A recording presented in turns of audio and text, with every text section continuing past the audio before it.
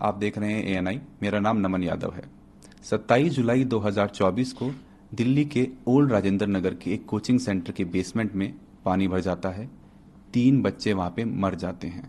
वजह, वो basement illegal था। वहाँ पे जो लाइब्रेरी चल रही थी वो भी इल्लीगल थी। 3 बड़े सवाल जो अभी हमारे सामने उठ रहे हैं।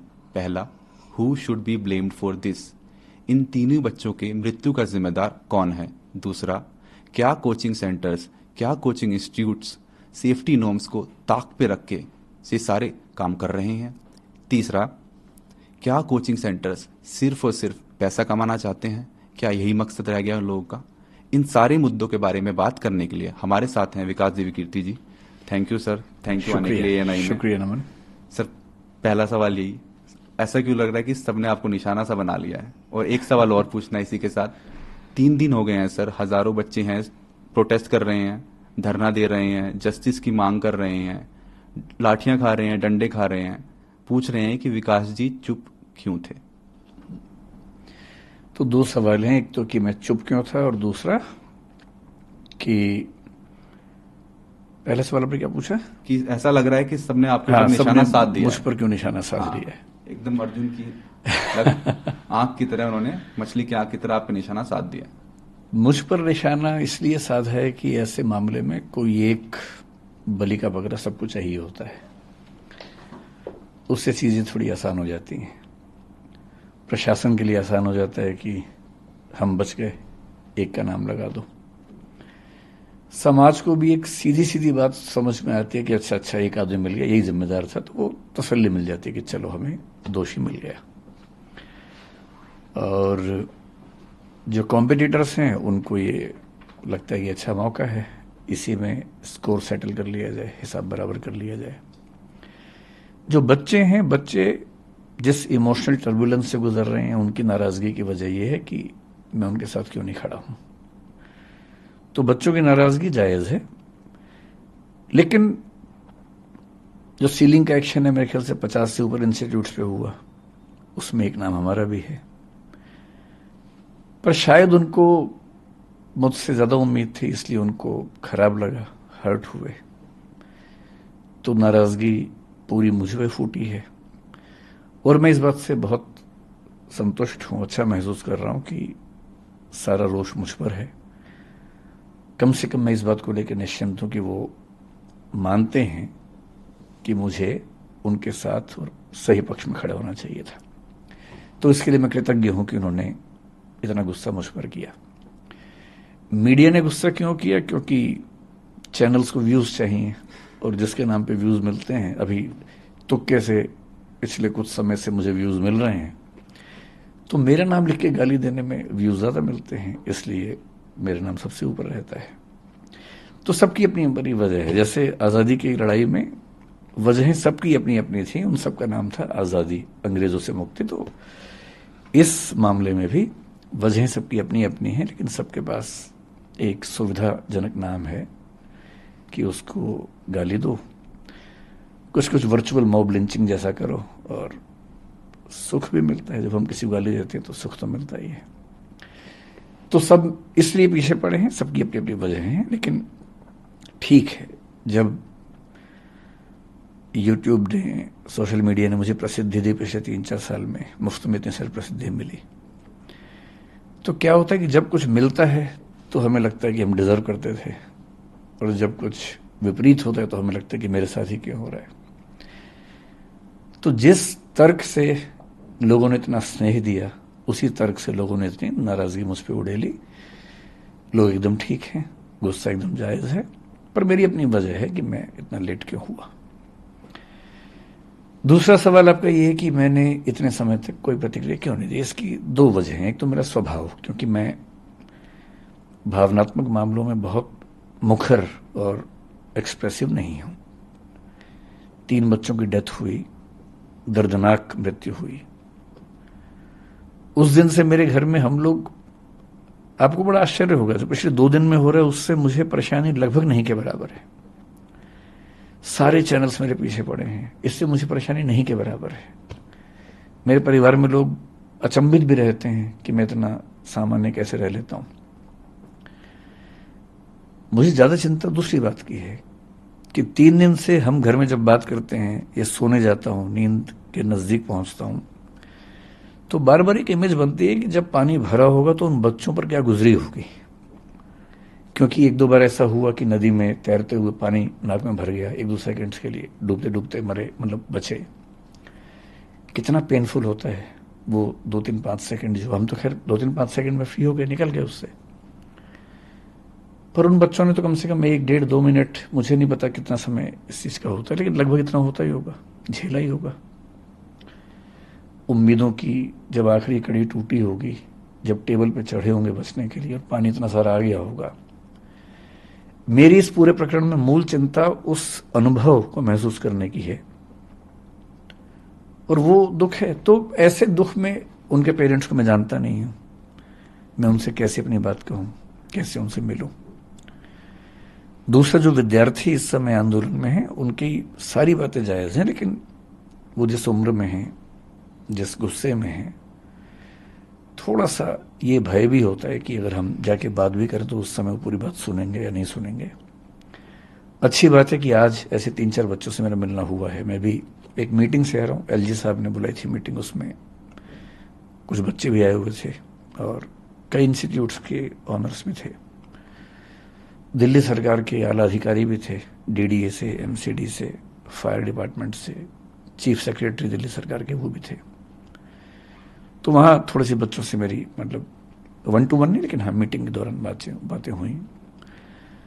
अब मुझे लगता है कि वो सहजता है, हो सकता है कि मैं आज या कल में बच्चों से मिलूंगा। क्या दिल्ली सरकार का कोई मंत्री, जिस मीटिंग का आप जिक्र कर रहे हैं एलजी साहब के साथ अभी चंद घंटों पहले हुई, क्या कोई दिल्ली सरकार का मंत्री भी था उसमें? नहीं, एक भी मंत्री नहीं था दिल्ली सरकार ये का? मामला अभी एलजी साहब हैंडल कर रहे हैं, तो ब्यूरोक्रेट्स बहुत सारे थे, दिल्ली सरकार का कोई मंत्री नहीं था उसमें। अगर आप कुछ बता सके कि उस मीटिंग में क्या बातचीत हुई, किन मुद्दों पे बात हुई और क्या सहमति बनी? मीटिंग बड़ी अच्छी हुई, अच्छा लगा कि एलजी साहब भी और दिल्ली सरकार अब काफी एक्टिव है। दरअसल उनको भी कुछ मामलों में क्लैरिटी नहीं थी, बच्चों की समस्याएं भी सुनी ने, कोचिंग इंस्टीट्यूट्स का अपना पक्ष क्या है वो भी सुना, कौन से ऐसे नियम कानून हैं जो कंफ्यूजन पैदा करते हैं वो भी सुना, सब नोट किया। उसके बाद एक छोटी कमेटी बनाई गई है, उस कमेटी में मैं भी हूं, कुछ टीचर्स और भी हैं उसमें। अगर मैं ठीक ध्यान कर रहा हूं तो दिल्ली के चीफ सेक्रेटरी भी हैं, डीडी एमसीडी के जो हेड्स हैं वो भी हैं। तो हम सब लोग अगले कुछ दिनों में कुछ मीटिंग्स करके इस समस्या का स्थायी समाधान निकालने का प्रयास करेंगे। और वो सुझाव सब लोगों ने दिए, मैंने भी दिए, और वो सब नोट किए गए हैं। कुछ बातों पर ऐसा लग रहा है कि अच्छा समाधान जल्दी निकल जाएगा। सर, आपके कोचिंग सेंटर की बात करते हैं, दृष्टि आईएएस की बात करते हैं। जो मुखर्जी नगर में जो कोचिंग सेंटर है, उसको एमसीडी ने उसका बेसमेंट सील कर दिया था। बच्चे, आपके जितने भी स्टूडेंट्स हैं, वो दोनों कोचिंग सेंटर मुखर्जी नगर में हो चाहे करोल बाग में हो, वहाँ पे प्रोटेस्ट कर रहे हैं। कुछ बच्चे कल रात को आपके घर के सामने पे पहुँच गए हैं। बच्चों में बहुत आक्रोश है, वो जस्टिस चाह रहे हैं। कहीं ना कहीं आपको ये भी लगा है कि दृष्टि आईएएस से कोई चूक हुई है?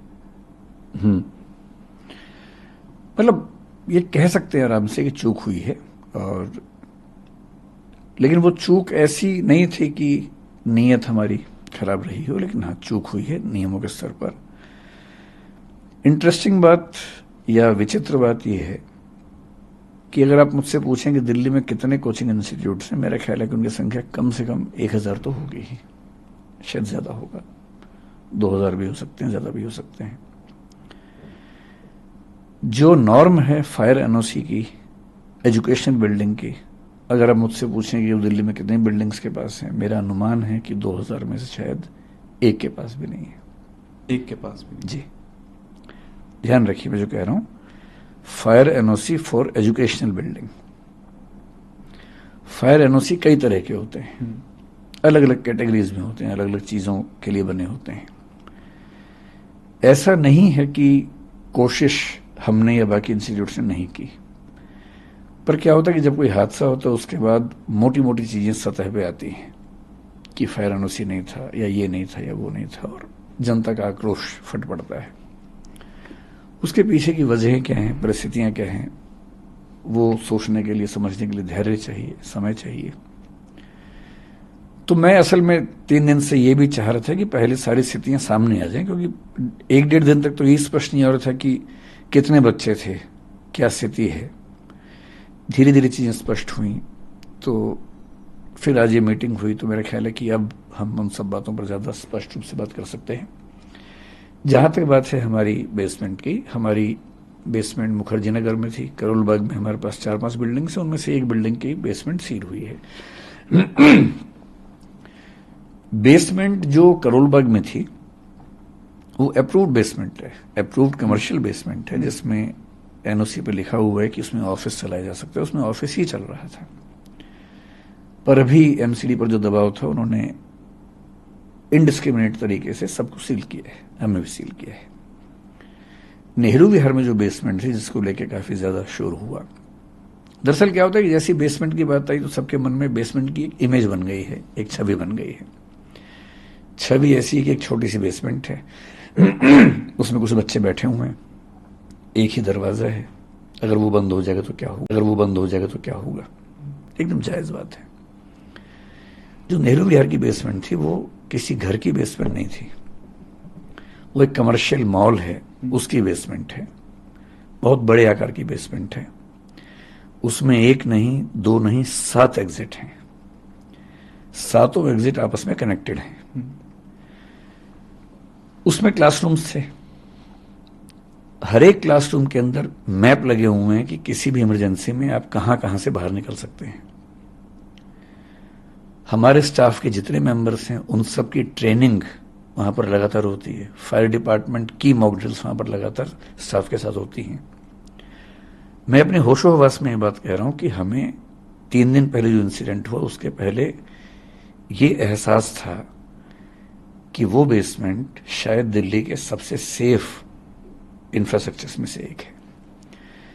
क्योंकि जहां तक फायर की बात है, और वो बिल्डिंग बनी है नेशनल बिल्डिंग कोड के जो लेटेस्ट प्रतिमान है उनके हिसाब से, क्योंकि वो बिल्डिंग हाल ही की बनी हुई, 10-12 साल पहले की बिल्डिंग है।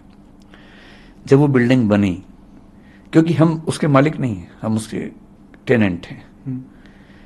जो उसके मालिक हैं, जब हमने उनसे पूछा, क्योंकि पिछले 1-2 साल से ये प्रोसेस ज्यादा हुआ शुरू, हमने उनसे पूछा कि क्या आपके पास अथॉरिटी है। उन्होंने कन्वेंस डीड की कुछ चीजें अंडरलाइन करके दी, जो उन्होंने हाई कोर्ट में भी दिखाई। हाई कोर्ट में इस पे 1-1.5 साल से केस भी चल रहा है। डीडी और एमसीडी के बीच में कुछ कंफ्यूजन्स हैं। कई चिट्ठियां एमसीडी ने लिखी हैं, कई डीडी ने जवाब दिए हैं। अब कोर्ट में कल फिर उसकी अर्ली हियरिंग होने वाली है, उसमें वो बात भी आने वाली है 28 अगस्त को, वरना वो हियरिंग थी ही 28 अगस्त को। फैसला वैसे भी होने वाला था कि ये अलाउड है या नहीं, उसके बाद हम शायद हटते ही। और पिछले 1 साल में हमने अपने स्टूडेंट्स को, न केवल क्लास में मैंने बताया कई बच्चों को, अब जो एकदम लेटेस्ट वाले बच्चे उनको छोड़ दें, क्लास में जा जाके सबको बताया कि ऐसा हो सकता है कि हमें इसकी परमिशन ना मिले, उस केस में हम शिफ्ट करेंगे। यहां तक कि उनसे, आज से करीब 1 साल पहले की बात होगी, उनसे हमने ऑनलाइन एक फॉर्म भरवाया कि उस केस में वो कहाँ जाना पसंद करेंगे, करोल बाग जाना पसंद करेंगे, यहाँ रहना पसंद करेंगे, या अभी तय नहीं कर पा रहे हैं, बाद में तय करेंगे। वो डेटा हमारे पास पूरा है कि उन बच्चों ने 1 साल पहले क्या क्या वोट भरा। और सहमति ये थी कि अभी सरकार में वो हाईकोर्ट में केस चल रहा है, जैसे उस पर कोई निश्चित निष्कर्ष आएगा, उसके बाद हम उस तरह से काम करेंगे।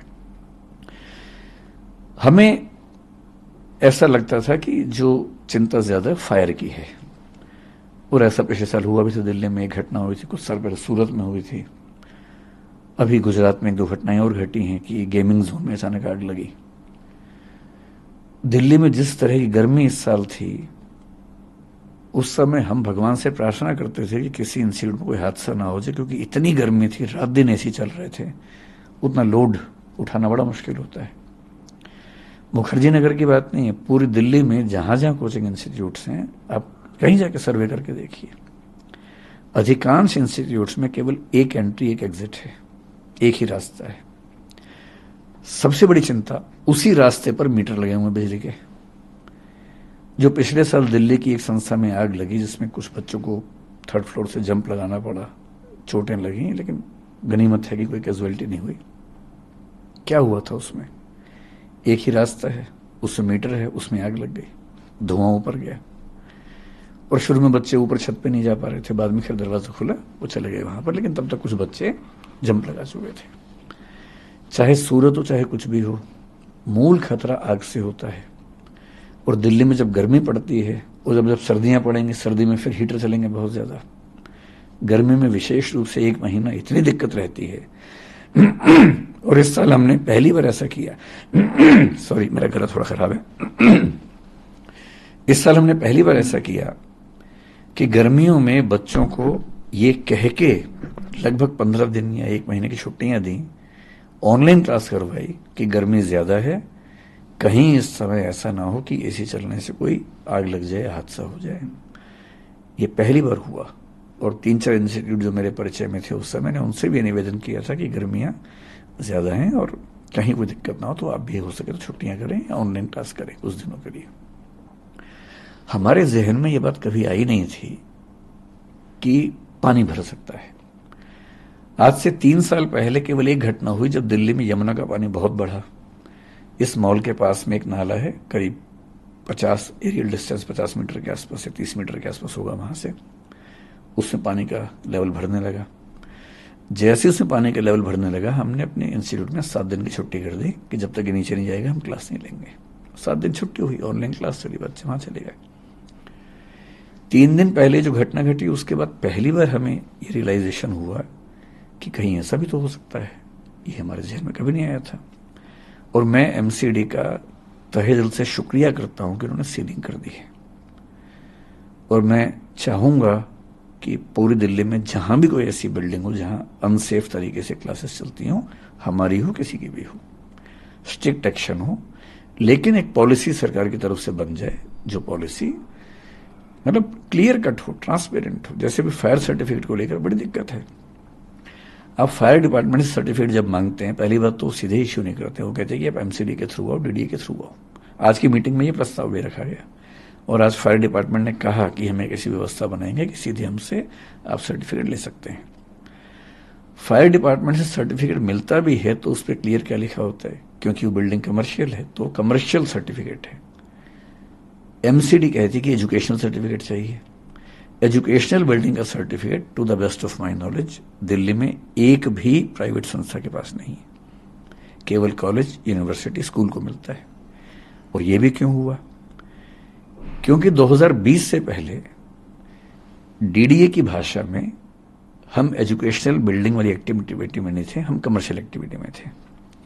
कोचिंग इंस्टीट्यूट्स जीएसटी के हिसाब से आज भी कमर्शियल एक्टिविटी है और इसलिए जो जीएसटी में हमारा टैक्स जमा होता है वो कमर्शियल कोचिंग नाम से होता है, तो हम कमर्शियल एक्टिविटी हैं।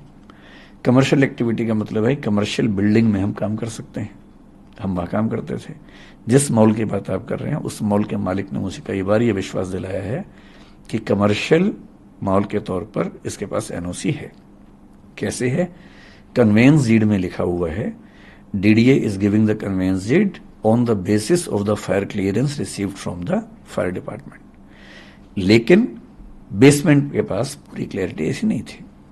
इसका क्या जवाब दिया उन्होंने कि 2018 में जब एफएआर के रूल्स चेंज हुए, फ्लोर एरिया रेशो बोलते हैं, जब रूल्स चेंज हुए तो एडिशनल एफएआर उनको मिला है और एडिशनल एफएआर के लिए उन्होंने डीडीए में अप्लाई किया हुआ है कमर्शियल एफएआर बनाने के लिए। अगर वो कमर्शियल एफएआर है तो कमर्शियल एक्टिविटी वहां हो सकती है। We have been under this impression. और हमेशा ध्यान रखना है, जब बेसमेंट को लेके हमें खूब आजकल नाराजगी है, ठीक है होनी चाहिए, हम एकदम सहमत हैं कि बेसमेंट सील हो जानी चाहिए, लेकिन दिल्ली की मेट्रो बेसमेंट में चलती है, अंडरग्राउंड ही चलती है। पालिका बाजार बेसमेंट में ही है। दिल्ली के लगभग हर मॉल में बेसमेंट में बहुत बड़े शॉपिंग कॉम्प्लेक्सेस हैं, वहां लाखों लोग शॉपिंग करते हैं वहां पर, क्योंकि वहां की जो बेसमेंट है ठीक तरीके से बनाई गई हैं। और कमर्शियल मॉल की तरफ से हमें ये बार बार आश्वासन मिला कि वो बेसमेंट उसी तरीके से बनी हुई है। और उन्होंने कहा कि हमने डीडीए में अप्लाई किया है कि हमें कमर्शियल एफएआर में इसका एनओसी मिले। अगर कमर्शियल एनओसी मिल जाता, एनओसी क्यों नहीं मिल रहा? डीडीए का मानना है कि ये काम एमसीडी का है, एमसीडी का मानना है कि काम डीडीए का है। एमसीडी ने कई पत्र डीडीए को लिखे, डीडीए ने कई पत्रों में जवाब एमसीडी को दिया और यहां तक कहा कि हमारे पास डॉक्यूमेंट्स नहीं हैं, ये आपको देखना पड़ेगा। पिछली मीटिंग में हाई कोर्ट में डीडीए ने पहली बार ये कहा कि हम एमसीडी को राइट्स दे रहे हैं और अब एमसीडी जो कल हियरिंग होने वाली, शायद उसके बाद हमें वैसे भी इशू करती, या तो परमिशन मिल जाती या वो इशू करती कि आपको ये छोड़ना पड़ेगा, तो हम छोड़ते उसको। मतलब बेसमेंट होने मात्र से चीजें जैसी फैल जाती हैं। मैं आपसे फिर कह रहा हूं, ऑन रिकॉर्ड कह रहा हूं, उस बेसमेंट का पूरा लेआउट स्ट्रक्चर एमसीडी को हमने सबमिट किया हुआ है, डीडीए को सबमिट किया हुआ है, फायर डिपार्टमेंट को सबमिट किया हुआ है एनओसी के लिए कुछ महीने पहले। अब तक वहां से रिजेक्शन भी नहीं आया उसका। और उसमें 7 फायर एग्जिट्स बड़े बड़े, वो सब उसमें नक्शे में है, और नक्शे में नहीं है, वो रियलिटी में भी है। सर आपने अभी एक बात बोली, लेकिन इसके बावजूद पिछले 3 दिन में जो घटना घटी, उसे देखने के बाद मुझे एहसास है कि ये केयरलेसनेस थी, हमारे दिमाग में बात कभी नहीं आई। और मैं आपके चैनल पर बड़ा खुल के कह रहा हूं कि परमिशन कभी भविष्य में मिल भी गई तो भी हम बेसमेंट में काम नहीं करेंगे। मैं इसका भरोसा आपको दे रहा हूं, और मैं चाह रहा हूं पूरी दिल्ली में एक भी कोचिंग इंस्टीट्यूट बेसमेंट में ना चले, और ऊपर भी चले तो फायर सेफ्टी के साथ चले। मैं आपको एक बात और स्पष्ट कर देता हूं, यहां पर आपको हो सकता लगे कि मैं बहुत बड़ी बात बोल रहा हूं, मैं खुल के ये बात कह रहा हूं, बिल्डिंग सेफ्टी नॉर्म्स के मामले में जितनी शिद्दत से हम कोशिश करते हैं, मुझे भरोसा है कि वैसी शिद्दत कहीं आपको नहीं मिलेगी। अगर आप चाहेंगे, मैं भी आपको अपने व्हाट्सएप में एक चीज दिखाऊंगा। हमारे पास एक, आप, मुझे नहीं पता बाकी इंस्टीट्यूट क्या करते हैं, मैं अपना बता रहा हूं आपको। 2 महीने पहले, 3 महीने पहले हमने एक वैकेंसी निकाली, क्योंकि हमने 1.5 साल पहले एक डिविजनल हेड रैंक का ऑफिसर बनाया अपनी कंपनी। डिविजनल हेड हमारे यहाँ सीनियर मैनेजमेंट का पार्ट है, जो केवल सेफ्टी देखेगा बिल्डिंग्स की। उसका एक ही काम था, बिल्डिंग की सेफ्टी देखना। जनवरी 2023 में हमने एक व्हाट्सएप ग्रुप बनाया, मैं उसका मेंबर हूं। उस ग्रुप का काम क्या है, 16 पॉइंट्स उसमें लिखे हुए हैं, जिसमें एक लिखा हुआ है कि मैंने चेक कर लिया है कि सारे दरवाजे खुले हैं, फायर एग्जिट साफ है, उसमें कोई बाधा नहीं है, छत के दरवाजे खुले हुए हैं, कोई इमरजेंसी होने पर बच्चे बाहर निकल सकते हैं। सब 16 पॉइंट्स हैं उसमें। ये 16 के 16 पॉइंट्स पे हमारी हर बिल्डिंग के बिल्डिंग इंचार्ज को रोज, ये मैं महीने की बात नहीं कर रहा हूं, रोज की बात कर रहा हूं, एक अपडेट डालना होता है कि मैंने ये सारे 16 पॉइंट चेक कर लिए हैं, ये सारे ठीक हैं, अगर इसके बाद भी कोई दिक्कत आती है तो मैं इसके लिए जिम्मेदार हूं। ये रोज होता है। आप अगर व्हाट्सएप में देखना चाहेंगे, इसके बाद देखिएगा। और ये हर बिल्डिंग के लिए रोज होता है। इसके अलावा 3 महीने पहले हमने एक वैकेंसी निकाली, 2 महीने पहले ज्वाइनिंग हुई मई के अंत में, एक ऐसे व्यक्ति की जिसका नाम ही है फायर एंड सेफ्टी ऑफिसर। उनका काम क्या है, वो 14 साल से बड़े बड़े मॉल, बड़े बड़े हॉस्पिटल्स में, फोर्टिस जैसे हॉस्पिटल में, एम्बियंस जैसे मॉल में फायर एंड सेफ्टी काम कर चुके हैं। वो दृष्टि के पेरोल पे हैं। उनका एक ही काम है कि सारी बिल्डिंग्स का ऑडिट करना, और जहां जरा भी दिक्कत है सेफ्टी के मामले में उसको ठीक करना। उनके अंडर हमने फायर मार्शल्स नियुक्त किए हैं अपनी बिल्डिंग्स में, ताकि कभी फायर की दिक्कत आए तो नॉर्मल स्टाफ ट्रेंड है हमारा नियम है कि जब भी कोई स्टाफ ज्वाइन करता है, MTS मल्टीटास्किंग स्टाफ जो होता है, 7 दिन के अंदर उसकी फायर ट्रेनिंग होती है। और इसके अलावा अब हम फायर मार्शल्स हर बिल्डिंग में अपॉइंट करें, ताकि कभी फायर हो जाए, क्योंकि वो ट्रेंड है, बहुत ज्यादा सीख के आए हैं, तो वो तुरंत आग बुझा देंगे, जबकि बाकी लोग शायद उतना तुरंत ना बुझा सके। हर क्लासरूम, हर ऑफिस में फायर एक्सटिंग्विशर्स हमने लगा रखे हैं, जो लगातार रिफिल होते हैं। मैं चाहूंगा कभी आपको मौका मिले, अगर आप सर्वे कर सकते हैं, दिल्ली या दिल्ली के बाहर हमारी किसी भी शाखा में जाइए, किसी भी क्लासरूम में जाइए, किसी भी बिल्डिंग में कम से कम 2 एग्जिट ना हो तो मैं जिम्मेदार हूं। हम ऐसी बिल्डिंग रेंट पे लेते ही नहीं जिसमें फायर एग्जिट ना हो। कई बिल्डिंग्स में आप देखेंगे लोहे का बहुत बड़ा फायर एग्जिट बना हुआ, चाहे करोल बाग में देखें, चाहे जयपुर में देखें, चाहे इलाहाबाद में देखिए। वो हमारी शर्त होती है। इंदौर में हमें 1.5 साल एक्स्ट्रा लग गया, केवल इसलिए कि एक भी बिल्डिंग ऐसे नहीं मिल रही थी जहां 2 एग्जिट हो। हमने एक लैंडलॉर्ड से बात करके उसकी जमीन पे, प्लॉट पे बिल्डिंग बनवाई 2 फायर एग्जिट वाली, और वहां काम शुरू किया। 2 साल लेट काम शुरू किया, सिर्फ इसलिए कि किसी भी स्थिति में किसी बच्चे या स्टाफ की जिंदगी से समझौता ना हो। हमारी नीयत ऐसी ही है। एक गलती हुई समझने में, मैं पूरे देश से, पूरे समाज से माफी मांगता हूं कि हाँ वो गलती हुई, आगे वो गलती नहीं होगी। Sir, if I am not mistaken, आपने अभी थोड़ी देर पहले कहा कि MCD ने जो एक्शन लिया है आपके बेसमेंट के खिलाफ, जो सील किया गया है, वो डिस्क्रिमिनेटरी है। डिस्क्रिमिनेटरी करोल बाग के लिए। करोल बाग के लिए वो अंडर प्रेशर लिया गया। मैंने कहा इंडिस्क्रिमिनेट का मतलब ये हुआ कि सब पे ले लिया, सब पे ले लिया है, इरिस्पेक्टिव, और उसमें सारे नॉर्म्स जगह पे है, साफ साफ बता रहा हूँ। और उसके बाद भी वो लिया गया। और हमारे नहीं, एक दो के साथ और भी हुआ। करोल बाग में जो मेन रोड है उस पर कई ऐसी बेसमेंट्स है जो कमर्शियली अप्रूव्ड है, पूरा हमारे पास एनओसी है उसका।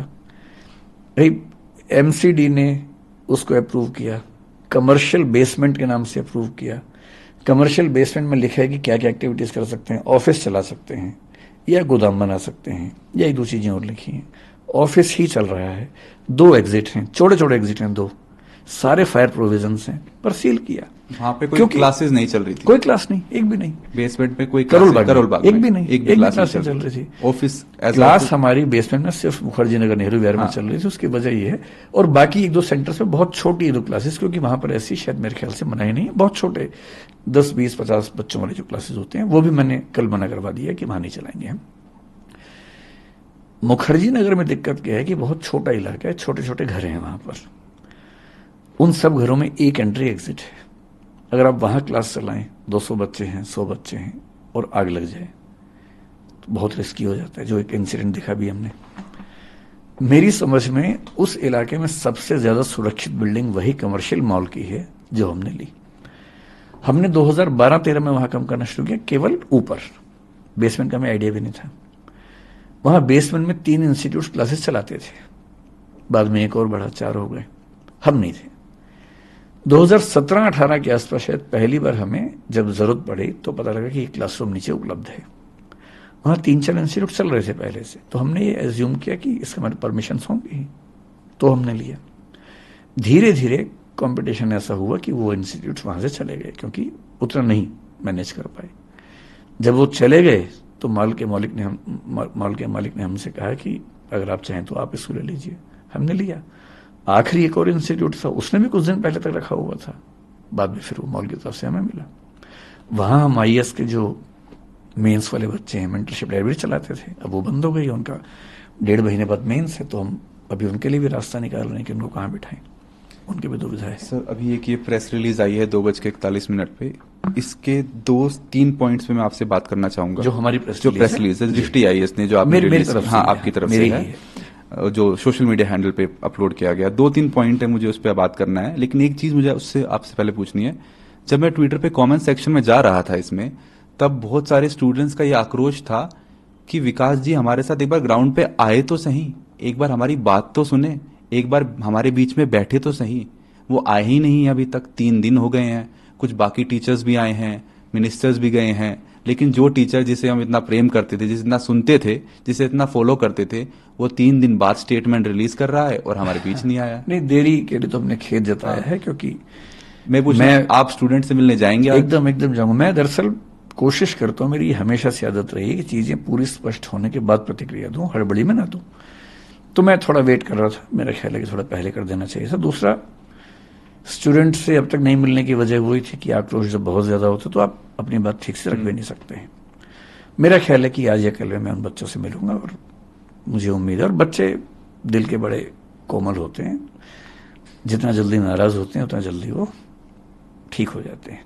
तो मुझे पता है कि बच्चों की नाराजगी मुझसे क्यों है और वो दूर कैसे होगी। सर एक 5th पॉइंट आपकी प्रेस रिलीज में है, वो बोलता है कि DDA, MCD and Delhi fire department के नियमों में असंगति है, कॉन्ट्राडिक्टरी है। आप समझाएंगे कि क्या वो लॉज हैं जिनमें कॉन्ट्राडिक्टरी है, ये वेल कोऑर्डिनेटेड नहीं है आपस में? दिल्ली में ये समस्या है कि अलग अलग विभागों में कोऑर्डिनेशन थोड़ा कम दिखता है। आज भी इस मीटिंग में सब बातें हुई। जैसे मैं आपको एग्जांपल देके समझाऊं, डीडीए ने पहला मास्टर प्लान 1962 में बनाया, फिर 2001 में बनाया। 2001 तक, जहां तक मेरी जानकारी, मिक्स्ड लैंड यूज नाम की कोई चीज नहीं होती थी। 2005 या 6 की बात है कि सुप्रीम कोर्ट ने एक आदेश दिया कि दिल्ली में जो भी commercial activities non commercial area में चल रही हैं वो सब सील होंगी। सब कुछ सील होने लगा, कोचिंग इंस्टीट्यूट्स भी हुए, बाकी एक्टिविटीज भी हुई।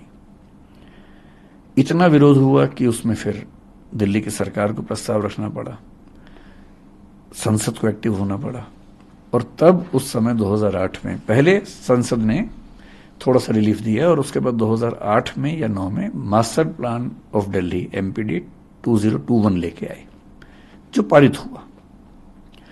उस मास्टर प्लान में ये कहा गया कि अब से 3 तरह के एरियाज होंगे, कमर्शियल, रेजिडेंशियल और मिक्स्ड लैंड यूज।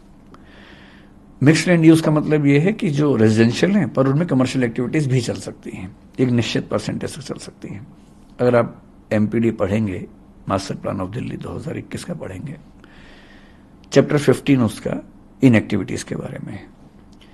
15.7.1 और 15.7.3 ब्रैकेट में 7, इनको ध्यान से पढ़िए।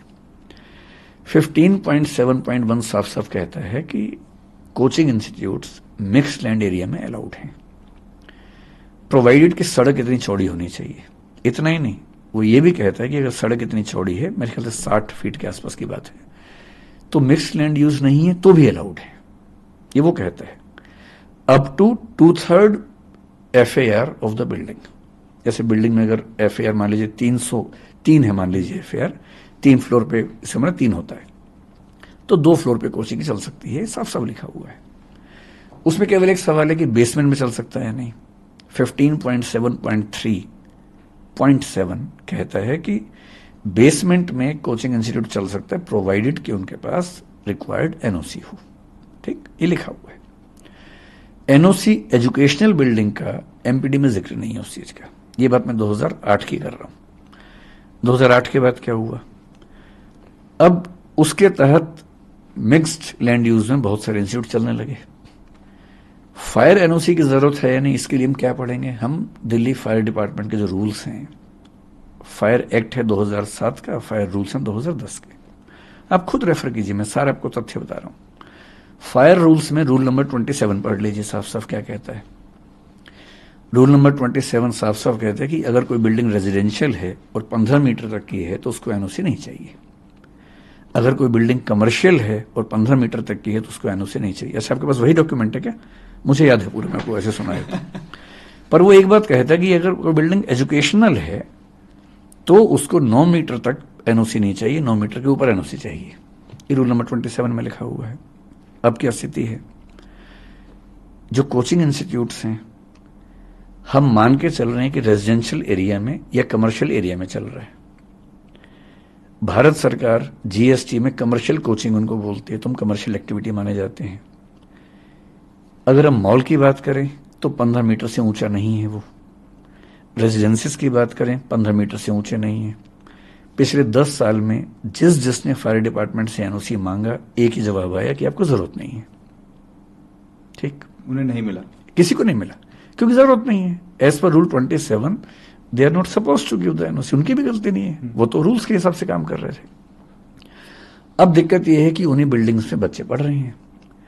कोचिंग इंस्टीट्यूट्स को रेगुलेट करने के लिए अब तक कोई अथॉरिटी नहीं है, कोई कानून नहीं है। जैसे कॉलेज के लिए है, स्कूल के लिए है, यूनिवर्सिटी के लिए है, कोचिंग के लिए नहीं है। कोचिंग के लिए नहीं है। अभी भारत सरकार ने एक प्रपोजल दिया है, क्योंकि एजुकेशन कॉन्करेंट सब्जेक्ट है तो सेंटर अपनी ताकत थोपने से बचता है। वो राज्यों से बोलते कि आप नियम बनाओ, एक पॉलिसी फ्रेमवर्क दिया, राज्यों से कहा कि आप इसके बेस से पॉलिसी बनाइए। अभी तक मेरे ख्याल से किसी राज्य ने बहुत सीरियस स्टेप नहीं लिए। हालांकि कुछ राज्यों ने, बिहार ने, उत्तर प्रदेश ने, शायद राजस्थान ने पहले से एक पॉलिसी बना रखी थी अपनी। अब स्थिति ये कि कोचिंग चल रही है, फायर NOC की जरूरत नहीं है क्योंकि रूल ये कहता है। पिछले साल एक घटना घट गई दिल्ली में। जब वो घटना घटी तो सबको चिंता हुई, वो भी लाजमी बात है, चिंता होनी चाहिए। तो सीलिंग शुरू हुई, कोर्ट में केस गया, हाई कोर्ट ने सुओ मोटो कॉग्निजेंस लिया और हाई कोर्ट ने केस लिया। उसकी वजह से चीजें बड़ी दुरुस्त हुई, क्योंकि हाई कोर्ट जब इन्वॉल्व हुआ तो चीजें ठीक होनी थी, क्योंकि हाई कोर्ट तो सबसे पूछ सकता है। जो कोऑर्डिनेशन की कमी है हाई कोर्ट में तो नहीं होती, वो वहां तो सब इकट्ठे होते हैं। तो हाई कोर्ट ने पूछा कि क्या प्रावधान है। अब इस बीच में DDA ने 2020 में यूनिफाइड बिल्डिंग बाई लॉज में संशोधन किया, जो 2016 के नियम थे। उसमें क्या किया, एजुकेशनल बिल्डिंग के हेडिंग में कोचिंग इंस्टीट्यूट का नाम लिख दिया, जो कि पहले नहीं लिखा हुआ था। तो 2020 से कोचिंग इंस्टीट्यूट्स में नॉर्म कौन सी लागू होगी, एजुकेशनल बिल्डिंग की। एजुकेशनल बिल्डिंग के लिए नियम बहुत सख्त हैं और इसका मतलब है कि मास्टर प्लान में संशोधन के बाद जिन लोगों ने मिक्स लैंड में कोचिंग चलाया, कन्वर्जन चार्ज पे किया, 10 साल का पार्किंग चार्ज पे किया, जो कि नियम था उस समय का, अब वो भी वहां नहीं चलेंगे। तो हाईकोर्ट में पॉइंट्स उठाए गए, सब लोगों ने उठाए। वहां पर होते होते कंफ्यूजन ये था कि नेशनल बिल्डिंग कोड ये कहता है कि 100 से कम बच्चे अगर हैं तो उस बिल्डिंग को एजुकेशनल बिल्डिंग नहीं माना जाएगा, ठीक। लेकिन यूनिफाइड बिल्डिंग बाईलॉज 2020 उसमें एक लाइन आ गई कि अगर 20 से ज्यादा बच्चे हैं तो एजुकेशनल बिल्डिंग माना जाएगा। अब एक ही राज्य में दो कानून अलग अलग बात कह रहे हैं। इसका मतलब यह हुआ कि 20 से ज्यादा बच्चे, अगर 30 बच्चे हैं तो एक कानून के हिसाब से एजुकेशनल बिल्डिंग है, एक के हिसाब से नहीं है। अब एमसीडी ने जब सीलिंग शुरू की तो दिल्ली फायर डिपार्टमेंट ने पिछले 1 साल में क्या स्टैंड रखा, बड़ा क्लियर स्टैंड रखा और अच्छा स्टैंड रखा। उन्होंने अपनी समझ से अच्छा रखा।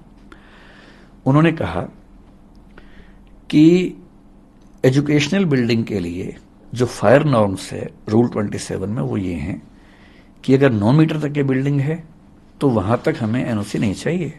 लेकिन आप ढूंढ रहे हैं उसको, नहीं। देखिए रूल नंबर 27 को देखिए, उसमें है, उसमें क्या था कि कमर्शियल और रेजिडेंशियल बिल्डिंग को 15 मीटर तक एनओसी नहीं चाहिए।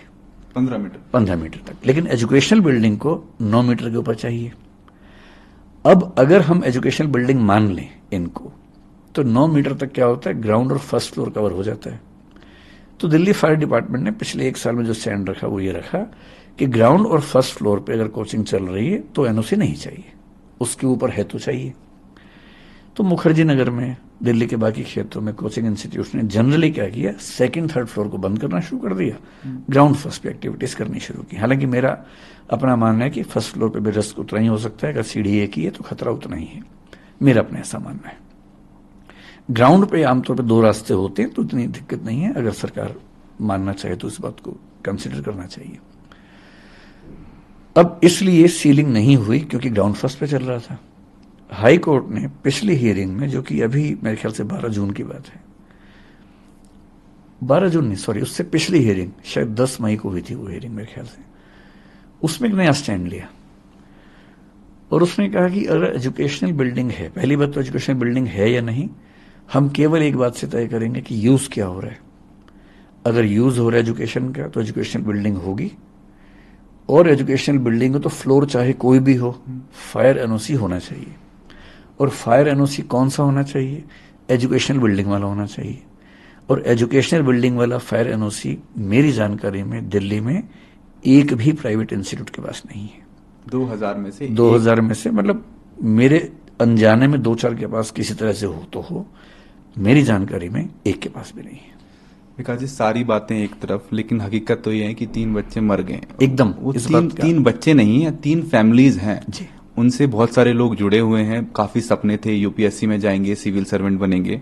श्रेया यादव, तानिया सोनी और निविन डालविन, ये 3 बच्चे मर गए हैं, पानी में डूब के मर गए। किसी ने सोचा भी नहीं होगा, ऐसे सपने में भी नहीं सोचा होगा कि 3 बच्चे डूब के मर जाएंगे। किसी की तो जिम्मेदारी बनती होगी, कहीं ना कहीं तो वो बक रुकेगी, कहीं ना कहीं तो अकाउंटेबिलिटी फिक्स होगी। एकदम ठीक बात। क्या ये एमसीडी की गलती थी, सरकार की गलती थी, किसकी गलती थी?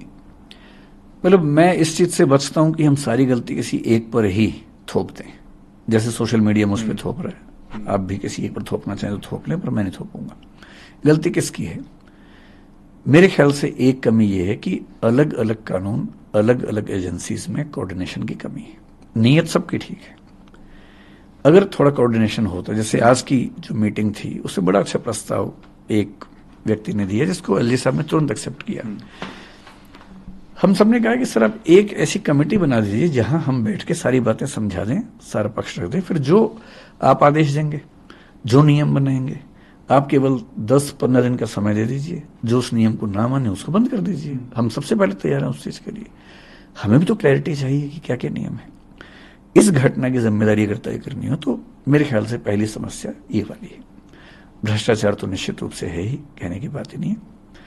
अगर आप उस दिन के वीडियो को देखेंगे तो मैं बहुत परेशान रहा उस वीडियो को देख के कि सड़क पर बहुत पानी भरा हुआ है। बेसमेंट का जो लेवल है वो सड़क के लेवल से बहुत ही नजदीक है, ऊंची बेसमेंट नहीं है, लगभग उसी लेवल की बेसमेंट है। बहुत खतरा नजर आ रहा है कि अगर पानी उछला तो अंदर चला जाएगा।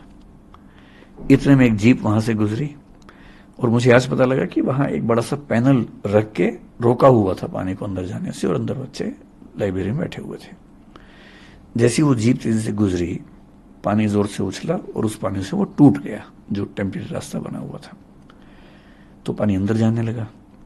तब भी हमें दुविधा थी कि अचानक इतना पानी कैसे गया होगा, क्योंकि अगर 30-40 बच्चे थे और पानी आते हुए देखेंगे तो शायद निकलने का रास्ता रहता। एक तो दरवाजा बंद हुआ जो बायोमेट्रिक होने की वजह से हुआ, ये बहुत बड़ी समस्या हुई। दूसरा जो आज उन बच्चों ने बताया उस मीटिंग में, वो ये था कि पानी एक खास गति से जा रहा था और बच्चे बाहर निकल रहे थे, और अनुमान था कि निकल भी जाएंगे, किताबें लेके निकल रहे थे, क्योंकि पानी इतना था कि उनको लगा किताबें छोड़ के निकलेंगे तो बचेगा नहीं कुछ।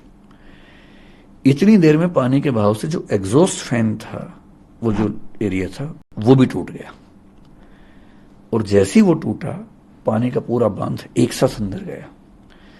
और उन बच्चों की बात जो मैं समझ पाया कि कमर तक के पानी से सिर के ऊपर तक पानी जाने में केवल शायद 50 सेकंड या 1 मिनट लगा। ये इतना कम टाइम था कि इतने टाइम में शायद हम में से कोई भी ना सोच पाता ना निकल पाता। फिर एलजी साहब ने आज बड़ी अच्छी बात उसमें यह भी कही कि वहां जो सीवर लाइन्स थी वो इलीगल कंस्ट्रक्शन से, एंक्रोचमेंट से कवर हो गई थी। ये भी एक समस्या है। एंक्रोचमेंट भी ऐसे तो नहीं होते हैं, उसमें भी कहीं ना कहीं तो कोई ना कोई शामिल होगा ही होगा। मेरा अपना मानना था कि बेसमेंट थोड़ी ऊंची होती बेहतर होता, लेकिन आज मुझे पता लगा कि जो नए नियम हैं जिसमें स्टिल्ट पार्किंग बनाना जरूरी है, उसमें शायद 8 सेंटीमीटर का कोई नियम है। अब नियम है या ये मतलब जनरली ऐसा होता मुझे नहीं पता, लेकिन शायद इस वजह से बेसमेंट्स बहुत ऊंची नहीं बनती है दिल्ली में, एक वजह ये भी है। इन सब के साथ मैं ये खुल के मानता हूं कि इसमें कोचिंग इंस्टीट्यूट्स की एक बड़ी जिम्मेदारी बनती है, हमारी भी बनती है। संयोग की बात है कि हादसा कहीं और हुआ, लेकिन हमें नोशनल सेंस में समझना चाहिए कि हादसा कहीं भी हो सकता था। इसको रेक्टिफाई करना सभी इंस्टीट्यूट की जिम्मेदारी है। मैं अपने हिस्से की जिम्मेदारी बहुत खुल के निभाने को तैयार भी हूं, तत्पर भी हूं, और मैं आपके सामने स्पष्ट कर रहा हूं कि किसी भी सूरत में जो चीजें अलाउड नहीं है दिल्ली में वो हम नहीं करेंगे, और चाहे हमें दिल्ली छोड़नी पड़े, चाहे कहीं और जाना पड़े, जो भी अप्रूव्ड बिल्डिंग्स होंगी हम वहीं काम करेंगे। सर, जिस इंसान का आप जिक्र कर रहे थे जो वो जीप चला रहा था, थार चला रहा था, उस बंदे को दिल्ली पुलिस ने अरेस्ट कर लिया है। उसको बताया ये मस्तीखोर है, और उसको बताया वो ज्यादा जोर से गाड़ी चला रहा था, उसकी वजह से वो जो उन्होंने बांध सा लगाया हुआ था वो टूट गया और इसलिए पानी भर गया। उस बंदे को अरेस्ट कर लिया। इसे आप कैसे देखें? ये तो देखिए, जब लोग बहुत आक्रोश में होते हैं उनको खुश करने के लिए, संतुष्ट करने के लिए ऐसे एक्शन सरकार लेती है। सरकार को भी पता है, पुलिस को भी पता है कि इस पे केस ऐसा कुछ बन नहीं पाएगा। मैक्सिमम ये केस बनेगा कि उसने रैश ड्राइविंग करके आसपास के लोगों को परेशान किया, पानी उछाला उनके ऊपर, क्योंकि उसकी ऐसी इंटेंशन नहीं थी। मेंसरिया के बिना आप कैसे आरोप कोई लगाएंगे? तो मेरे ख्याल से अभी जैसे एमसीडी ने बहुत बड़े पैमाने पर सीलिंग की, उसका पर्पस भी ये है कि जो एक नाराजगी है लोगों में वो तुरंत उससे संतुष्ट किया जा सके। उस व्यक्ति की गिरफ्तारी का मसला भी है। मेरे ख्याल से जब मामला कोर्ट में जाएगा 1-2 हियरिंग में उसे बेल तो मिली जानी चाहिए। सर, भारत में एक और चीज होती है कि जब तक कोई बड़ी घटना ना हो ना, तब तक कोई एक्शन नहीं होता।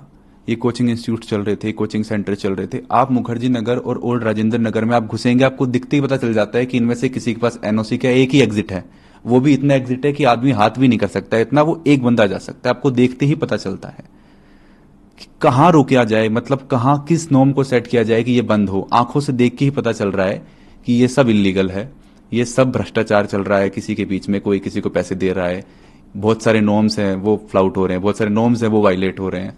तो where should the buck stop? कहीं ना कहीं तो लाइन ड्रॉ करेंगे ना कि मतलब अभी बस मेरे ख्याल से इस हादसे से जो सीखना चाहिए वो ये कि नो कंप्रोमाइज अप्रोच हो। मैं आपको एक और उदाहरण बताता हूं। अगर आप मुखर्जी नगर जाएंगे, मेरा विश्वास है कि पूरे मुखर्जी नगर में एक ही ऐसी बिल्डिंग है जिसमें 2 एग्जिट्स हैं। एक कोई और हो तो मुझे पता नहीं, मैं एक को जानता हूं, हमारी अपनी बिल्डिंग है। वहां कुछ क्लासेस चलती हैं, मेरे ख्याल से वो बंद हो जाएंगी, क्योंकि हमें ये चिंता रहती है कि इमरजेंसी में बच्चे कहां से निकलेंगे। हम एक तो सीढ़ियों में मीटर आमतौर पे हमेशा ध्यान रखते हैं कि मीटर वहां से दूर हो, तब भी कहीं कोई क्राइसिस हो तो बच्चे कहां से निकलेंगे। छत के दरवाजे हम हमेशा खोल के रखते हैं और कोशिश करते हैं कि आसपास की छतों पर जाने का ऑप्शन रहे। इसके अलावा हमने उस बिल्डिंग में पीछे की साइड में बिल्डिंग के अंदर ही सारे फ्लोर्स को काट कर एक फायर एग्जिट बनाया और बच्चों के लिए नियम बनाया कि वो आएंगे इस तरफ से, जाएंगे उस तरफ से, ताकि उनको उस तरफ से जाने की प्रैक्टिस हो। लेकिन उसके बाद भी हमें उसका एनओसी नहीं मिल पाएगा, हालांकि हमने अप्लाई किया हुआ है, देखते हैं रिजेक्शन आता है कि नहीं आता है। उसके पीछे आर्गूमेंट जो होने वाला है वो ये कि एजुकेशनल बिल्डिंग के लिए शायद फायर एग्जिट की चौड़ाई एक स्पेसिफिक है, वो मेरे ख्याल से उतने एरिया में नहीं बन पाती है। लेकिन ठीक है, एक दिक्कत इंस्टीट्यूट्स की भी आप समझें कि वो सब एक साथ हैं, एक हब है, बच्चे भी वहां हैं।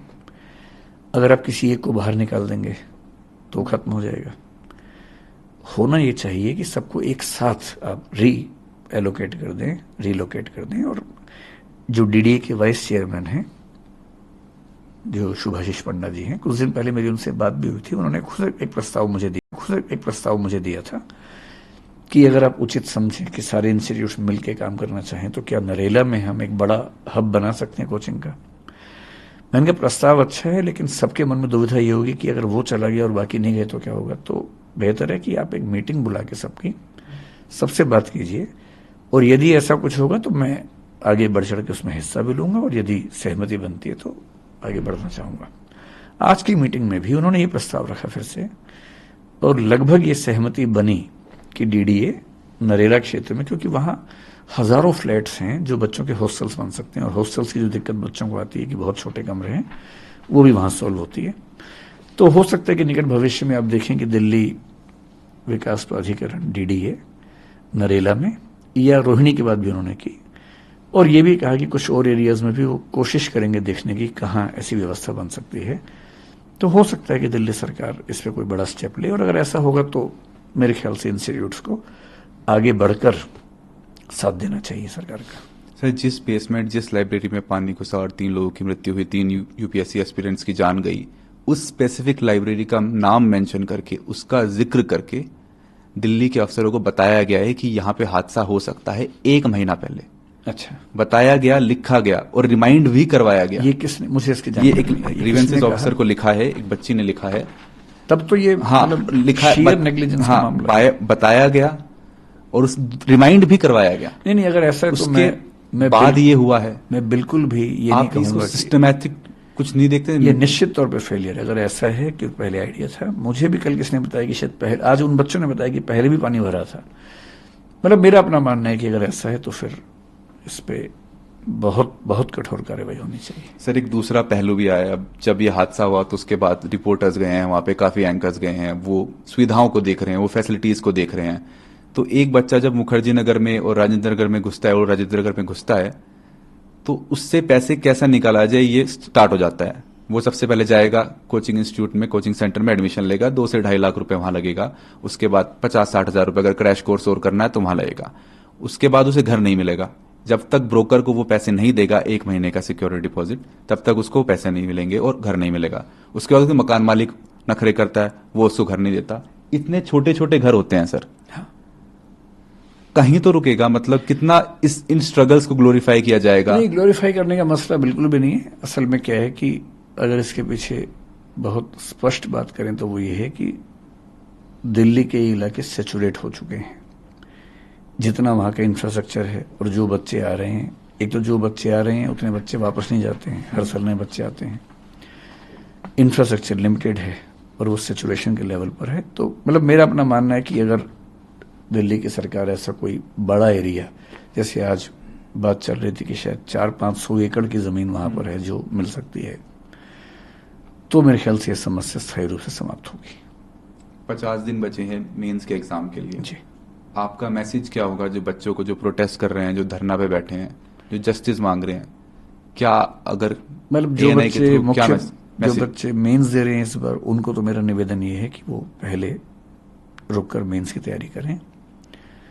बाकी बच्चे इस मुहिम में रहें, और मेरा ख्याल है कि बच्चों का प्रेशर जितना है वो जरूर कोई बढ़िया परिणाम निकालेगा। और बढ़िया परिणाम मेरे हिसाब से एक ही है, जिस भी बिल्डिंग में सेफ्टी पर्याप्त ना हो, चाहे वो मेरी हो चाहे किसी की भी हो, उसमें कोचिंग इंस्टीट्यूट नहीं चलना चाहिए। नंबर 2, सारी एजेंसीज की सहमति से, जो समिति बनी है जिसमें मुझे भी उन्होंने शामिल किया है, सारी एजेंसीज की सहमति से एक कोई बड़ा एरिया दिल्ली में ऐसा मिले जहां पर सब संस्थाएं जाएं। जो ना जाना चाहे ना जाएं, लेकिन वो इतना हो जाए कि सब लोग जब वहां जाएंगे तो फिर दबाव में सब आते ही हैं, क्योंकि हब बन जाता है तो उसके बाद उसकी अलग एक एक्सेप्टेंस हो जाती है। और यदि उसके बाद भी ऐसा कोई नेग्लिजेंस सामने आए जिसमें बार बार बताया गया हो, तो जितनी कठोर कार्रवाई हो सके होनी चाहिए। सर, ये दृष्टि आईएएस की और या किसी और कोचिंग सेंटर की बात नहीं है। राजेंद्र नगर, मुखर्जी नगर में लोगों ने अपने घर के बेसमेंट के अंदर लाइब्रेरी खोल रखी है। हाँ। वहां पे पीजी खोल रखा है। हाँ, एक कमरे को 4 भागों में उन्होंने, बेसमेंट का पीजी मैं नहीं जानता हूँ, हाँ, लाइब्रेरी मैंने लाइब्रेरी खोल रखी है। सुना वहां पे हाँ। बेड डाल देते हैं, एक ही रूम में 4 और बच्चों को वो दे देते हैं। खेल 1000 से ज्यादा। नहीं, इसका वही मूल कारण वही हाँ। है कि जो बच्चे हैं, बहुत ज्यादा रहने की जगह है नहीं, तो फिर वो लोग उस तरह से खेलते हैं। क्या ये सब एमसीडी सरकार को नहीं दिख रहा है या आंख अच्छा, आप मूंद उस ली है? एंगल से बात हाँ। कर रहे हैं तो निश्चित रूप से जो हॉस्टल्स हैं, पीजीज हैं, उनके लिए भी नॉर्म्स उतने स्ट्रिक्ट होने चाहिए जितने स्ट्रिक्ट कोचिंग के लिए। क्योंकि हम जो कोचिंग इंस्टीट्यूट वाले होते हैं उनका हॉस्टल से कोई ऐसा लिंक नहीं होता है, सिवाय इसके कि हमने एक अस्मिता स्कीम चला रखी है जिसमें हम बच्चों का रहना खाना अपने स्तर पे उठाते हैं। अभी दिल्ली में ऐसे करीब 500 से 600 बच्चे इस समय हैं जिनका रहना खाना हम देखते हैं। तो हम कुछ पीजी ओनर से बात करते हैं, हम कुछ उनको लिस्ट देते हैं कि ये शर्तें हैं, ये आप पूरी करेंगे तो हम पेमेंट करेंगे, तो उन शर्तों को पूरा करते हैं, जिसमें ये साफ सफाई और इमरजेंसी में बाहर निकलने का रास्ता, वो सब चीज़ें हम उनसे पूछते हैं। लेकिन हाँ, ठीक बात है, जो नॉर्म्स कोचिंग इंस्टीट्यूट के लिए वो हॉस्टल के लिए भी होनी चाहिए, इसमें कोई किंतु परंतु की बात नहीं है। और ये भी ध्यान रखना है कि कोचिंग इंस्टीट्यूट में तो बच्चा, जैसे एक बार उसने फीस दी, लेकिन रहना है उसको 3 साल तक। और दिल्ली में मेरे ख्याल से 20-25 हजार से कम में 1 महीने का खर्चा नहीं चलता किसी बच्चे का। तो 1 साल में उसका रहने का खर्चा 3 लाख रुपए के आसपास है, 3 साल में 9 लाख रुपए है। असली खर्चा तो वहां पर होता है, तो थोड़ी सुविधाएं भी ठीक हों। तो यदि हम किसी ऐसे स्थान पर शिफ्ट हो जाएं, सब लोग, बच्चे भी, जहां थोड़े खुले खुले हॉस्टल्स हों, धूप हवा भी आती हो, और कोचिंग इंस्टीट्यूट भी थोड़े बड़े एरिया में हो, बेसमेंट की नौबत ना हो, सीढ़ियां कम से कम 2-2 हर फ्लोर पे हो इमरजेंसी के लिए, सबके लिए अच्छा है। और हो सकता है कि इस मामले में पहल हम करें, हम पीछे नहीं हटेंगे। हजारों बच्चे पढ़ने आते हैं, आईएएस की तैयारी करने आते हैं, आईपीएस की तैयारी करने आते हैं, सिविल सर्विसेज की तैयारी करने आते हैं मुखर्जी नगर में और ओल्ड राजेंद्र नगर में। जब वो पास आउट हो जाते हैं, जब वो आईएएस आईपीएस बन जाते हैं, क्या किसी एक बच्चे ने नहीं सोचा कि इन सारी प्रॉब्लम्स को मैं एड्रेस करूं, बड़े पैमाने पे दिखाऊं, लोगों को जागरूक करूं, बताऊं कि क्या सब चल रहा है यहाँ पे, कैसे सेफ्टी की धज्जियां उड़ाई जा रही है, कैसे फैसिलिटीज प्रोवाइड की जा रही है? क्या किसी एक इंसान ने भी नहीं सोचा? नहीं, ऐसा नहीं है। कुछ सिविल सर्वेंट्स ऐसा सोचते होंगे, जरूर अपनी बात रखते भी होंगे। कभी कभी ऐसा भी होता है कि जो लोग यहाँ से पढ़ के जाते हैं वही वापस आके यहाँ काम भी करते हैं। अभी भी मैं ऐसे कुछ सिविल सेवकों को जानता हूँ जो दिल्ली में पोस्टेड हैं, उन एरियाज में पोस्टेड हैं। लेकिन क्या होता है ना कि जैसे मान लीजिए कोई आईएएस है और वो भी काम कर रहा है, मान लेते कि डीएम है, पर डीएम के पास बड़े फैसले करने की अथॉरिटी नहीं है, क्योंकि उसमें डीडी भी इन्वॉल्व है, एमसीडी भी है, फायर सर्विस भी है। वो अकेला क्या करेगा? सुझाव दे सकता है। ये स्टेप्स उस लेवल पर संभव हैं जब कोई व्यक्ति चीफ सेक्रेटरी के आसपास के पद पे हो, तो प्रयास करते ही होंगे। पर जब चीजें सिस्टम में बहुत बिखरी हों तो एक व्यक्ति के प्रयास से समाधान आमतौर पर नहीं हो पाता। मैं उन पे आरोप क्यों लगाऊंगा? कुछ न कोशिश करते ही अभी होंगे। ब्लेम गेम भी तो चल रहा होता है। दिल्ली सरकार के मंत्री हैं जो बोल देते हैं कि ये एलजी साहब ने किया है, उनके अंडर आता है। वो बोल देते हैं ये उनके अंडर आता है। दिल्ली का जो एडमिनिस्ट्रेटिव स्ट्रक्चर है वो इस समय देश में सबसे यूनिक है। जो मुख्यमंत्री और एलजी के बीच में रिस्पॉन्सिबिलिटी की शेयरिंग है वो बड़ी अनक्लियर है। सुप्रीम कोर्ट का एक आदेश है, उसके बाद एक उस पर ऑर्डिनेंस आया, एक्ट आया, तो ये खींचतानी चलती रहती है। और ये दुर्भाग्य है कि दिल्ली में चीजें इस वजह से फंस जाती हैं। दिल्ली सीएम और दिल्ली एलजी के बीच में जो रिफ्ट है उसका भुगतान दिल्ली के लोग कर रहे हैं, कहना गलत तो नहीं होगा? मैं इस पर टिप्पणी करने से बचूंगा, क्योंकि अभी ये मामला जिस तरह से बढ़ रहा है, मैं चाहता हूं कि इस पर फैसले बड़े हो जाएं।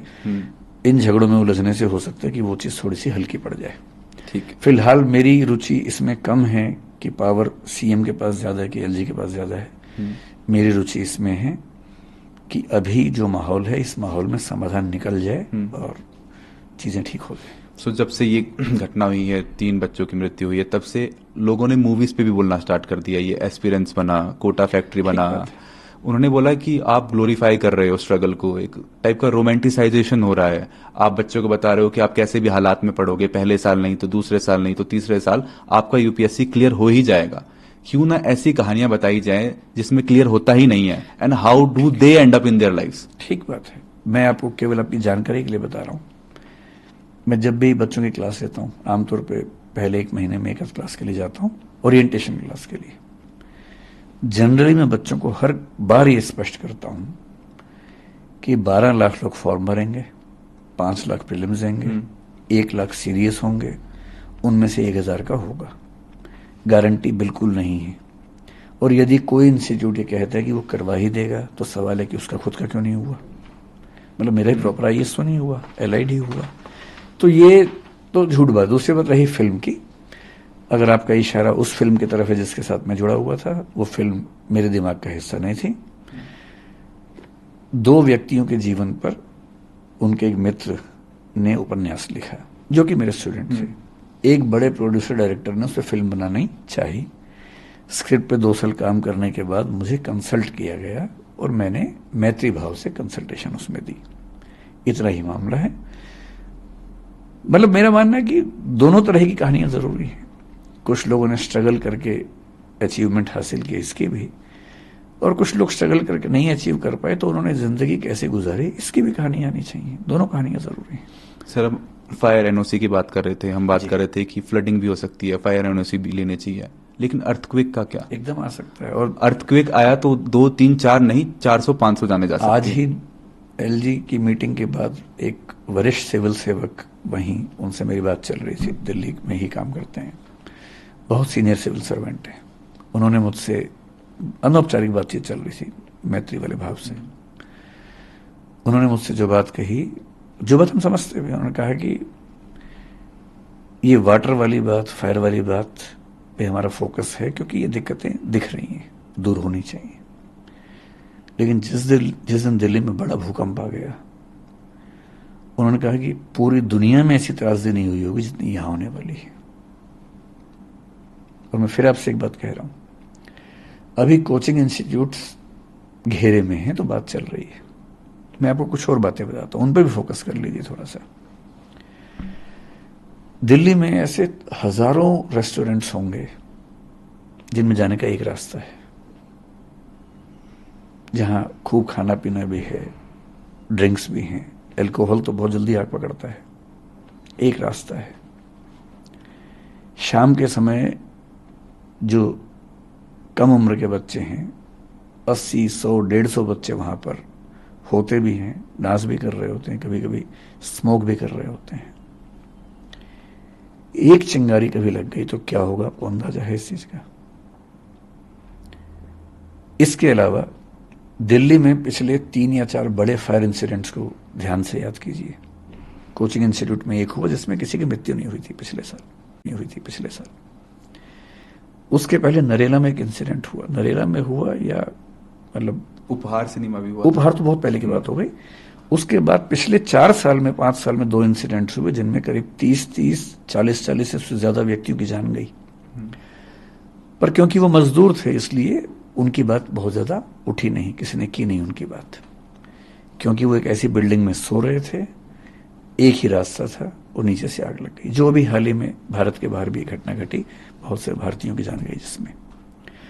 अर्थक्वेक बहुत बड़ी त्रासदी होगा।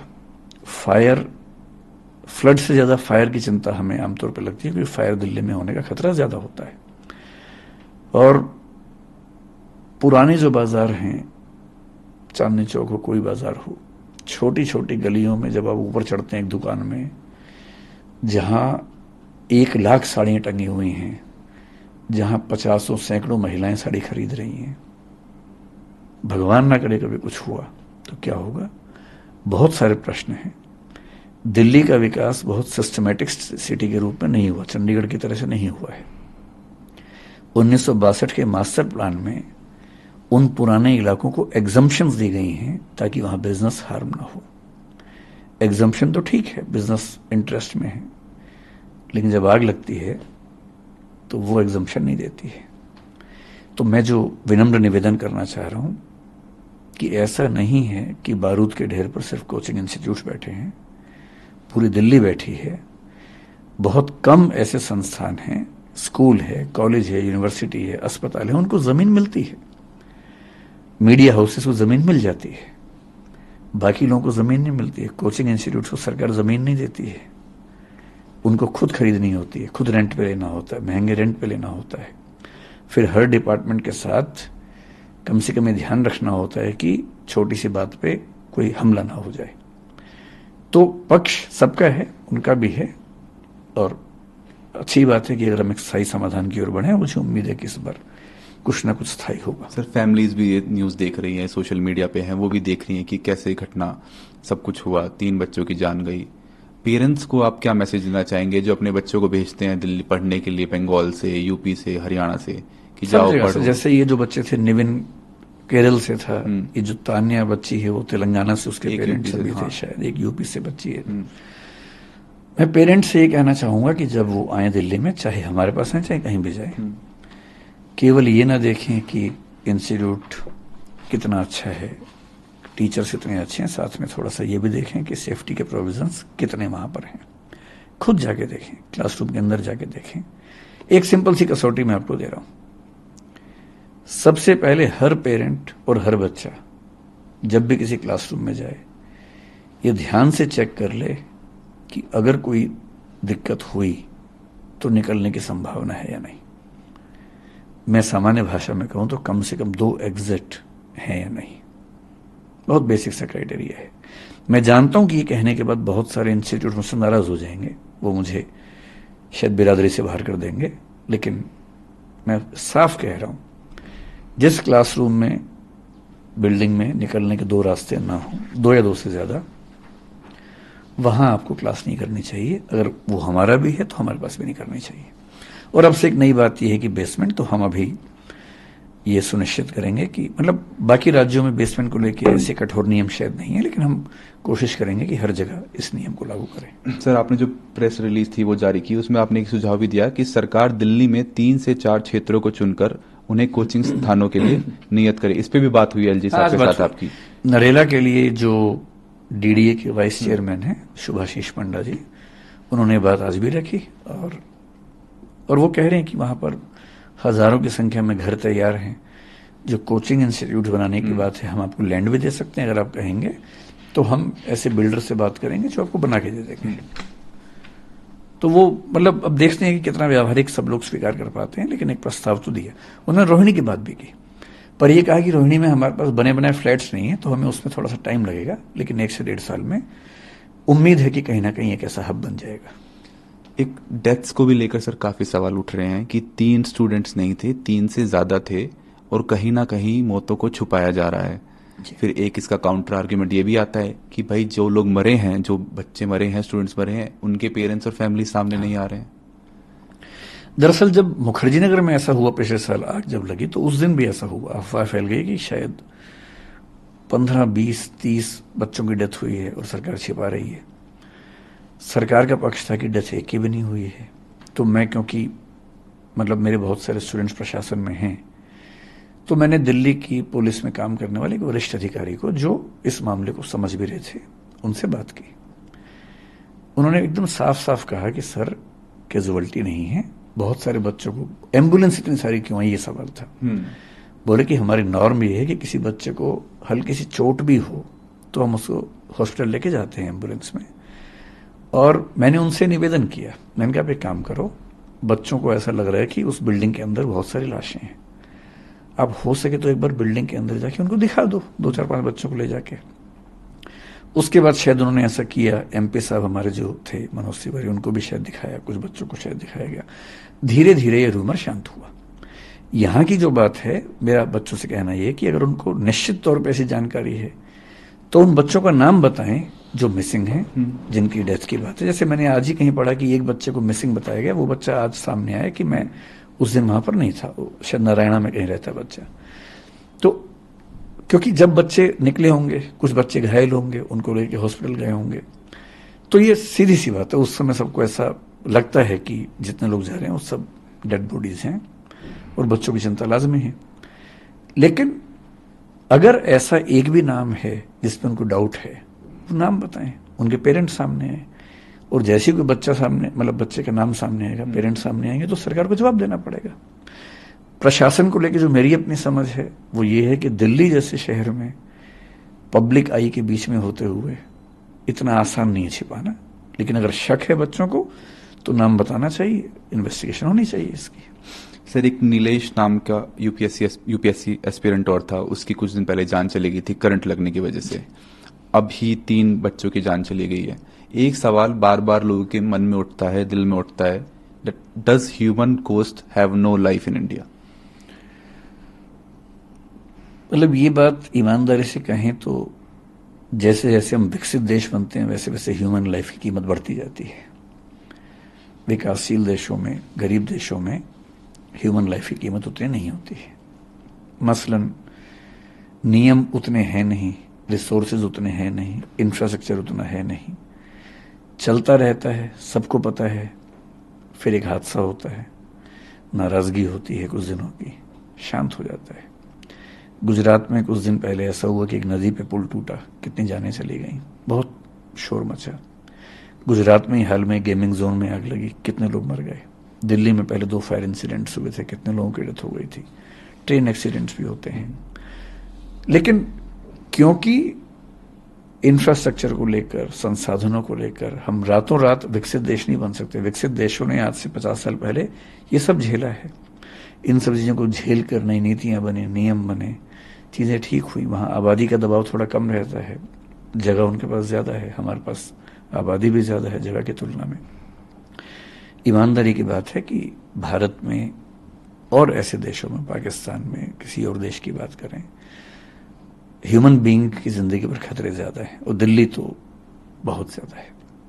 जब गर्मियाँ होती हैं तो चिंता होती है कि कहीं आग ना लग जाए, सर्दियों में भी ऐसा होता है। अब बरसात में चिंता होने लगी है कि कहीं पानी ना घुस जाए। दिवाली आते आते अगले 4 महीने चिंता है कि जिसको लंग्स में दिक्कत है, अगर किसी को, मतलब अगर लंग्स से दिक्कत है तो बस वो बच जाए, क्योंकि पॉल्यूशन का लेवल इतना ज़्यादा होता है। तो निस्संदेह दिल्ली में जिंदा रहना भी एक चैलेंज होता है, चुनौती है। सर, स्टूडेंट्स जो प्रोटेस्ट कर रहे हैं उन्हें देख के लग नहीं रहा है कि उनका आक्रोश आने वाले 3-4 दिनों में कम होने वाला है। जब तक कोई सॉलिड उन्हें या तो प्रूफ नहीं मिलेगा कि सरकार कोई कदम उठा रही है, या कोई जस्टिस का कोई उन्हें रे ऑफ होप नहीं दिखेगा, तब तक लग नहीं रहा कि वो एक कदम पीछे लेने वाले हैं। अच्छी बात है कि आज की मीटिंग में 5 या 6 बच्चे जो उस मूवमेंट में हैं वो भी आए हुए थे, उन्हें दिल्ली पुलिस लेके आई थी। वो भी इस पूरे प्रोसेस के भागीदार हैं, और जो कमेटी बन रही है उस कमेटी में बच्चों का पार्टिसिपेशन भी है। एक बार मैं आपको उस कमेटी में कौन कौन है अगर आप बता पाएं तो? बच्चे, एलजी साहब ने जो उस समय कहा था, मैं बहुत एग्जैक्टली ध्यान नहीं कर पा रहा हूँ, लेकिन 4-5 इंस्टीट्यूट्स के लोग थे, जिनमें एक मैं भी था। बच्चों की तरफ से 1 या 2 लोग रहने वाले हैं। जो दिल्ली के चीफ सेक्रेटरी हैं, मेरे ख्याल से वो कमेटी के चेयरमैन होने वाले हैं। और अगर मैं ठीक याद कर पा रहा हूँ तो एमसीडी के कमिश्नर और डीडीए के वीसी या उनके प्रतिनिधि उस कमेटी में होंगे, और दिल्ली फायर सर्विस के भी। सर, ये इंटरव्यू खत्म करना चाहूंगा। आपका एक आखिरी मैसेज, जो बच्चे जो प्रोटेस्ट कर रहे हैं, जो न्याय की मांग कर रहे हैं, आप उनसे एएनआई के थ्रू क्या कहना चाहेंगे? आखिरी मैसेज। मैं कहना चाहूंगा कि ये जो आक्रोश है ये बहुत रैंडम ना रहे, एक व्यवस्था सुधारने का माध्यम बने, और उसमें कुछ लोगों को कीमत चुकानी होगी, उनको चुकानी चाहिए, चाहे वो हम हों, चाहे एमसीडी वाले हों, कोई भी हो। और अगर इस आक्रोश की बदौलत वो दिल्ली में एक ऐसी रेगुलेटरी बॉडी बनवा लेते हैं कोचिंग इंस्टीट्यूट्स के लिए, जो सब चीज़ों का नियमन करे, हॉस्टल्स के बारे में भी ध्यान से उनकी शिकायतों को सुने, समाधान करे, और यदि कोई एक ऐसा प्लेस मिल जाता है, क्योंकि कोचिंग इंस्टीट्यूट्स की वहाँ कॉस्ट काफ़ी कम होगी। अभी करोल बाग वगैरह में किराए इतने ज़्यादा हैं कि उनकी भी बहुत दिक्कतें हैं। ऐसा नहीं है कि उनके पास परेशानियां नहीं हैं। जब नई जगह पे होंगे किराए उनके बहुत कम हो जाएंगे, खर्चा भी कम हो जाएगा, फीस भी कम हो जाएगी, रहने की दुविधा भी कम हो जाएगी, हवा धूप वो सब चीज़ें भी मिलेंगी। तो अब मतलब वो कहते हैं ना कि दुष्यंत कुमार की भाषा में कि हो चुकी है पीर पर्वत सी पिघलनी चाहिए। पीड़ा जो है पहाड़ जैसी हो गई है, इस हिमालय से कोई गंगा निकलनी चाहिए। ये बच्चे भगीरथ बन सकते हैं, इस हिमालय से गंगा निकाल सकते हैं। और इस मामले में मैं खुल के कह रहा हूं कि मैं उनके साथ हूं, इसमें कोई दुविधा नहीं है। और साथ में इतना ही नहीं, बल्कि मैंने आज एलजी साहब से भी बात की। एलजी साहब ने निवेदन किया कि जिन बच्चों की मृत्यु हुई उनके माता पिता की स्ट्रगल्स भी हैं, तो हम तो सरकार की तरफ से जो मदद कर सकते हैं करेंगे, आप लोग भी करेंगे तो अच्छा होगा। मैंने उनको वायदा किया एलजी साहब को कि हम आगे बढ़ के मदद करना चाहेंगे, बशर्ते कि उनके पेरेंट्स ऐसा चाहें, उनको अपमान ना लगे। तो हम आज या कल में उन बच्चों से मिलेंगे, उन बच्चों के थ्रू उन बच्चों के पेरेंट्स से मिलेंगे जिनकी मृत्यु हुई, बात करेंगे। यदि संभव हुआ तो हम कोशिश करेंगे उनके घाव पर थोड़ी सी मरहम लगा सके। सर बहुत बहुत शुक्रिया नहीं से बात करने। बहुत धन्यवाद, थैंक्स अ लॉट। बहुत बहुत धन्यवाद।